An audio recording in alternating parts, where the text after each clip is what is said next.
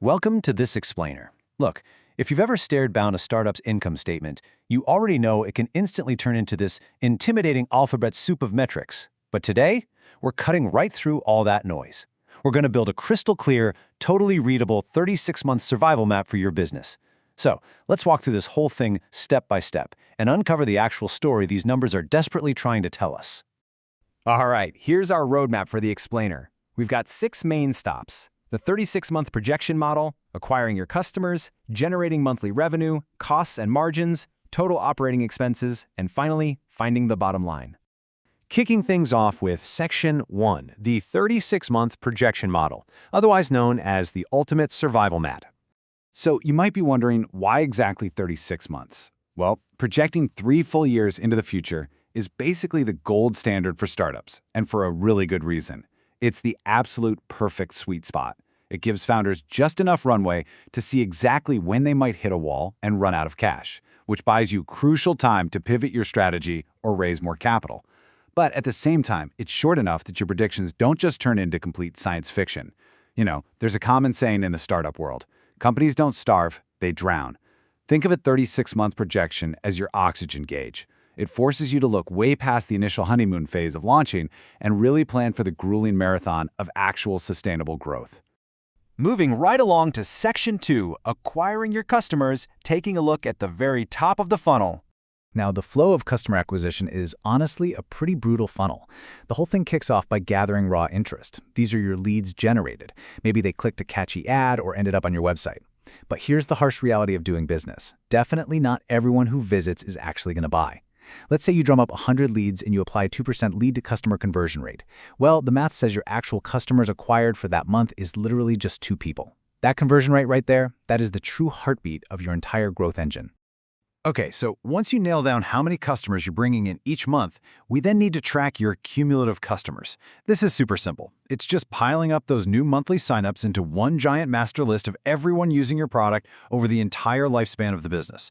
In a perfect world, this cumulative metric looks like a beautiful, steep staircase, just steadily climbing up and to the right month after month. But listen, you've got to keep a really close eye on churn, because if you're losing old customers faster than you're acquiring new ones, that beautiful staircase is going to turn into a slide real quick.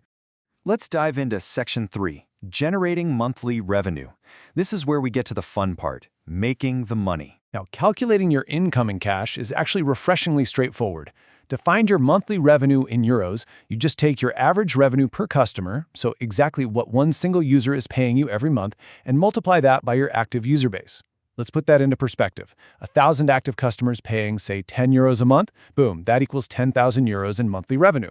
It is simple, it's elegant, and it's totally essential to get right.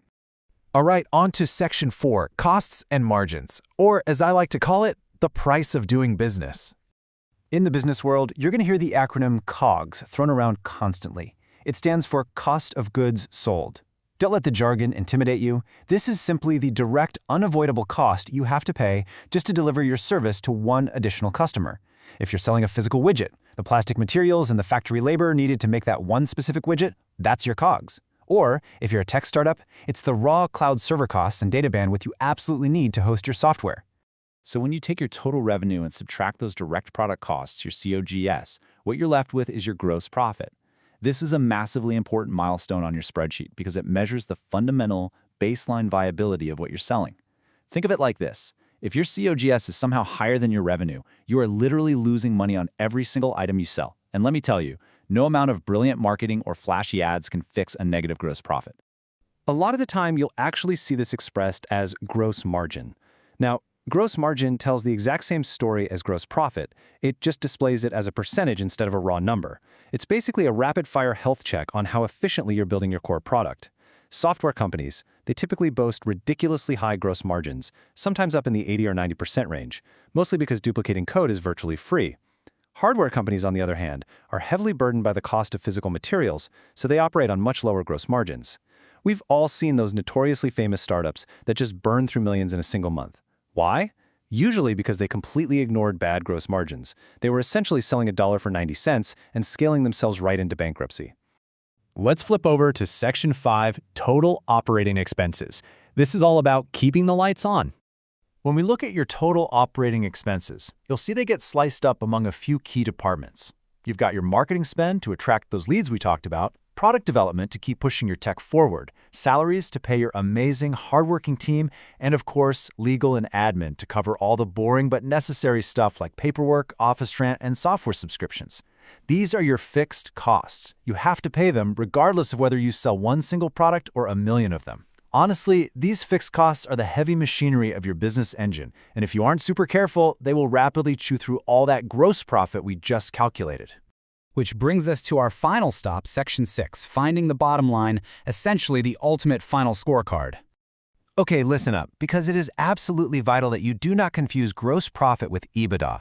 Gross profit, like we covered, only strips out your direct product costs.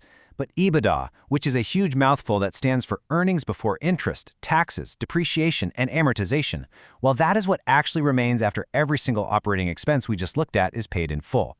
You can think of EBITDA as the true operational profitability of your day-to-day business engine way before the taxman or the commercial banks get their hands on things. Now here is the harsh reality check for almost any 3-6-month projection.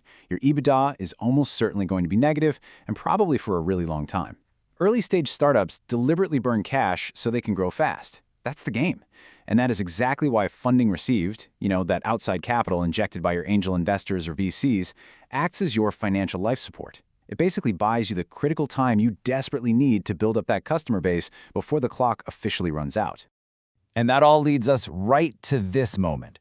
The absolute, without a doubt, most critical line item on the entire 36-month spreadsheet is cumulative cash.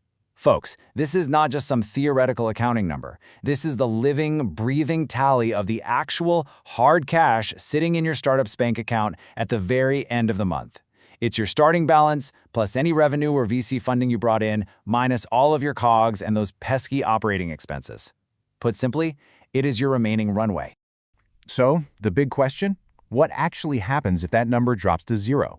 Well, if you're looking ahead on your 36-month map and you see this cumulative cash line flatlining and hitting zero in, say, month 14, it literally means your business dies in month 14. You aren't going to make payroll, you won't be able to pay the rent, and your servers are going dark. That scenario right there is exactly why projecting out this far is so vital to your survival. It acts like a high-tech early warning radar. It gives you 14 whole months to wake up, increase your conversion rates, slash your marketing spend, or get back out there and raise some more funding.